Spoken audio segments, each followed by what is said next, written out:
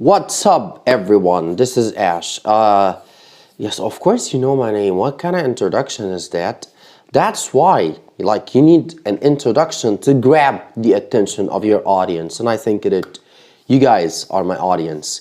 So today, guys, we're going to discuss what we have taken in the session 24 minutes ago. We're talking about Because I Could Not Stop for Death.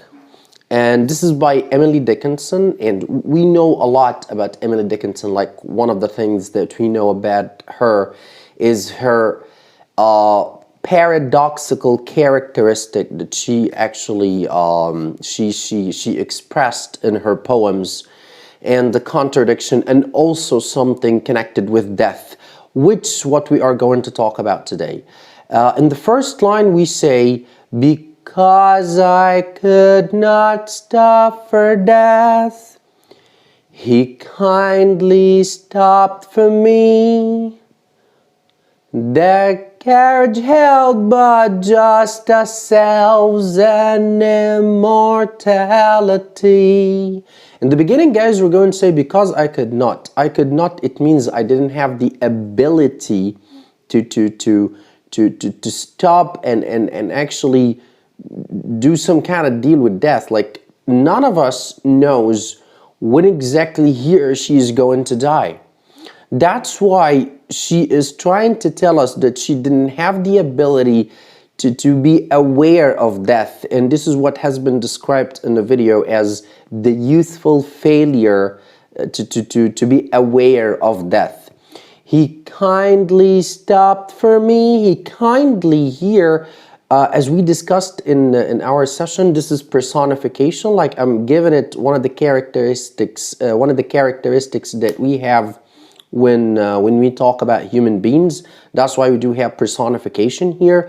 And at the same time, guys, we do have euphemism. Euphemism means what? This is when something is so unpleasant and you try to make it as pleasant as you can. This is when you say the word kindly and you're talking about death. He kindly stopped for me. The carriage held but just ourselves and immortality.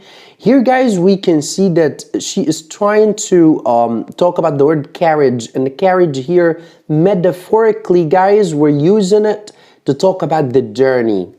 Like, she is describing her meeting with death as a journey. She's just going on a journey with death in a wagon. Held but just ourselves. We discussed actually the E sound here in the word ourselves, which means that she is so comfortable with death. Like, guys, I can't imagine that there's someone can be comfortable with death, and that's really,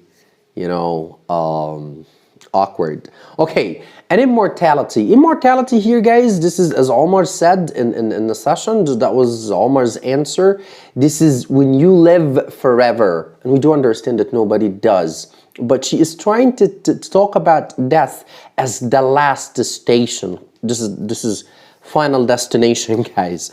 We slowly drove, he knew no haste, and I had put away my labor and my leisure too for his civility. We slowly drove, we weren't on a hurry.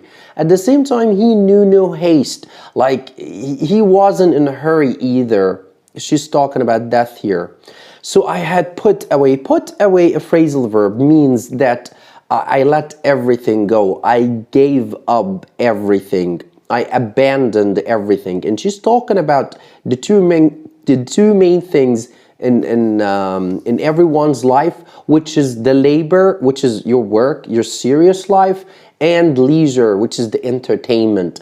This is when you try to relax or when you try to go on a vacation or something.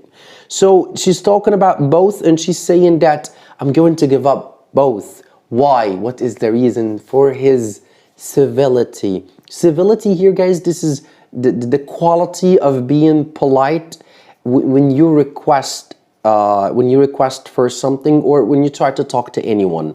This is what does it mean of the word civility.